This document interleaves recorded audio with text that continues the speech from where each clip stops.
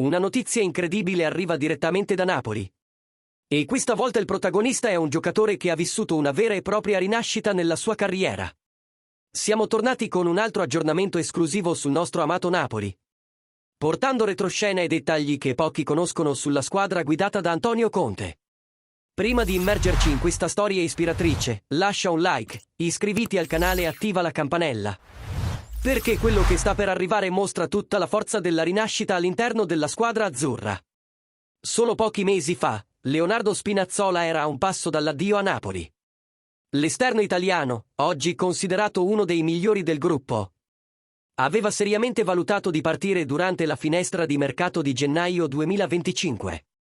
La situazione non era semplice, poco spazio, qualche infortunio e il desiderio di ritrovare quel protagonismo che lo aveva fatto brillare con la maglia della nazionale.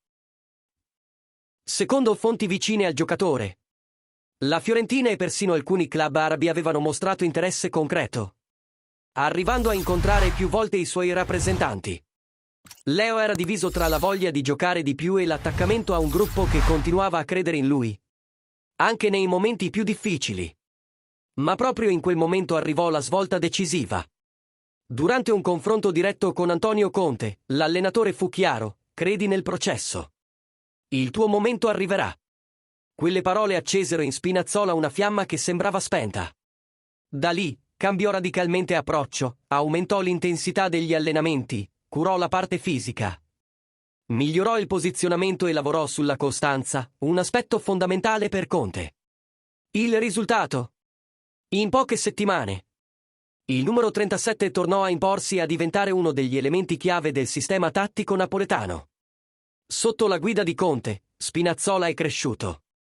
La sua lettura di gioco, già elogiata ai tempi della Roma, si è ulteriormente evoluta.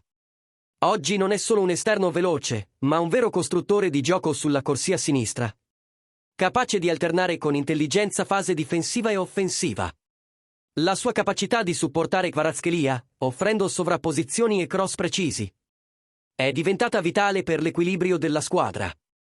Ed è proprio questa versatilità che lo ha riportato ai massimi livelli. All'interno del club, il Napoli celebra questa trasformazione.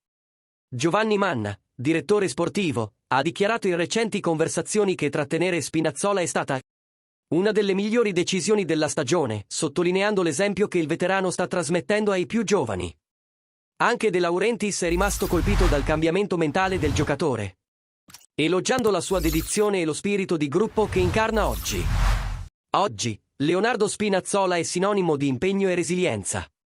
Lo stesso calciatore che stava per lasciare il club è diventato un simbolo della nuova era napoletana. Un'era segnata da disciplina, intensità e passione. La sua storia ci ricorda che, nel calcio, la svolta può arrivare proprio quando si crede e si lavora in silenzio. E ora vogliamo sentire voi, tifosi del Napoli. Cosa ne pensate della rinascita di Spinazzola sotto la guida di Conte? Merita di rinnovare e continuare a guidare la squadra nei prossimi anni? Lasciate la vostra opinione nei commenti e mandate un super thanks per sostenere la comunità azzurra e mostrare che l'orgoglio napoletano è più vivo che mai.